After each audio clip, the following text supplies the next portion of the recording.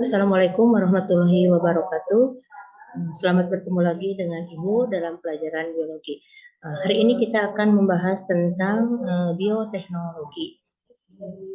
Ya, kalian bisa lihat peta konsep tentang bioteknologi.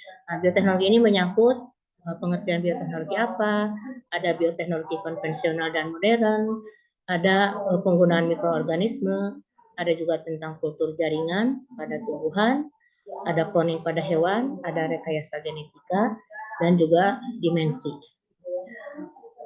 Di sini kita nanti akan membahas perbedaan bioteknologi konvensional dan modern itu apa, bioteknologi kondisi non steril dan steril itu apa, menyangkut juga produk makanan dan minuman, penghasil protein sel tunggal atau PST, di bidang peternakan juga, biopestisida dan bioplastik. Ada juga yang menghasilkan obat, penghasil energi, penghasil zat organik, contoh misalkan enzim dan vitamin, juga bidang pertambangan.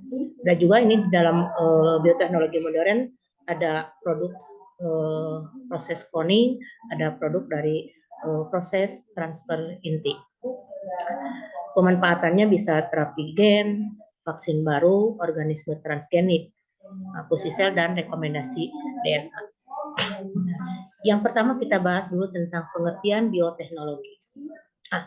Bioteknologi adalah ilmu yang menerapkan prinsip ilmiah dan kerekayasaan untuk penanganan dan pengolahan bahan mentah, organik maupun anorganik, dengan bantuan makhluk hidup untuk meningkatkan potensi makhluk hidup serta menghasilkan produk dan jasa bagi kepentingan hidup manusia. Kalian bisa lihat inputnya bahan baku, mikroorganisme, serta sel hewan dan tumbuhan.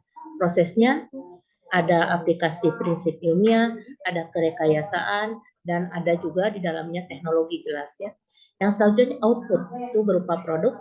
Produknya bisa makhluk hidup, hewan ternak dan tumbuhan yang bersifat unggul, atau produk dari makanan, ataupun dari obat-obatan, dari minuman, bahan bakar, atau senyawa kimia. Juga bisa berupa jasa, misalkan untuk pengolahan limbah, pemisahan logam, atau pemberantasan hama, dan sebagainya. Perbedaan bioteknologi konvensional dengan bioteknologi modern. Kita lihat ya. Yang mulai ada bioteknologi konvensional sejak awal peradaban manusia ada, itu sudah dimulai dengan adanya bioteknologi konvensional.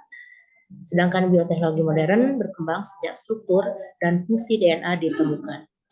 Cara pemanfaatan bioteknologi konvensional menggunakan langsung hasil yang diproduksi oleh mikroorganisme, sedangkan bioteknologi modern menggunakan organisme untuk memperbaiki dan meningkatkan kinerja genetik organisme. Yang ketiga, peralatan dan teknologi yang digunakan. Bioteknologi konvensional, peralatan dan metode sederhana. Seperti ibu rumah tangga di rumah juga bisa ya untuk bioteknologi konvensional. Sedangkan bioteknologi modern, peralatan modern dengan berbagai teknologi. Yang keempat, proses dan hasilnya. Kalau konvensional, bioteknologi konvensional kurang steril, hasilnya sedikit atau terbatas, dan kualitas belum terjamin. Sedangkan bioteknologi modern steril, hasil banyak dalam waktu cepat, dan kualitas terstandarisasi. Contoh untuk bioteknologi konvensional, produknya tempe, tape, tuak, roti, yogurt, keju, matado koko, dan sebagainya. Untuk modern, bioteknologi modern hasilnya kultur jaringan, organisme transgenik, hewan, hasil cloning, dan insulin buatan untuk pengobatan diabetes mellitus. Nah, sekarang pengembangan bioteknologi kondisi non steril dan steril. Bioteknologi kondisi non steril, proses fermentasi dilakukan pada lingkungan yang terbuka sehingga memungkinkan adanya kontaminasi mikroorganisme lain. Contoh, pengolahan limbah, pembuatan pupuk, dan kompos.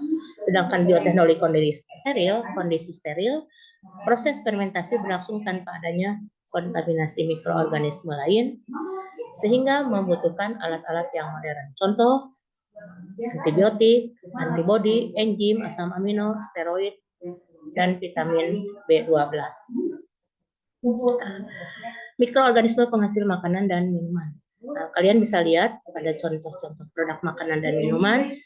Produk makanannya misalkan bisa keju mozzarella, yogurt, sosis, roti, oncom, kecap, tauco, nata de coco. Mikroorganismenya Streptococcus thermophilus, Lactobacillus bulgaricus, Pediococcus cerevisiae, Saccharomyces cerevisiae, Neurospora cytophila, Aspergillus wenti, Aspergillus oryzae, Acetobacter psillinum. Bahan bakunya susu sapi, bisa kerbau, terus susu, bisa daging sapi, tepung gandum, ampas tahu, kacang kedelai, kacang kedelai juga, air kelapa. Negara yang memproduksinya untuk keju, Italia, hampir seluruh dunia, sosis Eropa dan Amerika itu mendominasi, roti seluruh dunia, oncom itu khas Indonesia, kecap Indonesia dan Jepang, tauco Asia, sedangkan nata de coco itu hampir menyeluruh seluruh dunia. Ini bisa kalian lihat, contohnya adalah proses pembuatan keju. Dalam kondisi-kondisi tertentu dengan suhu tertentu. Nah, ini contoh lain gambaran hasil bioteknologi. Maksudnya ini adalah konvensional berupa makanan. Itu mungkin pengantar tentang bioteknologi yang bisa kita manfaatkan sehari-hari. Mungkin pertemuan hari ini sampai di sini dulu. Wabillahi taufik wal hidayah. Wassalamualaikum warahmatullahi wabarakatuh.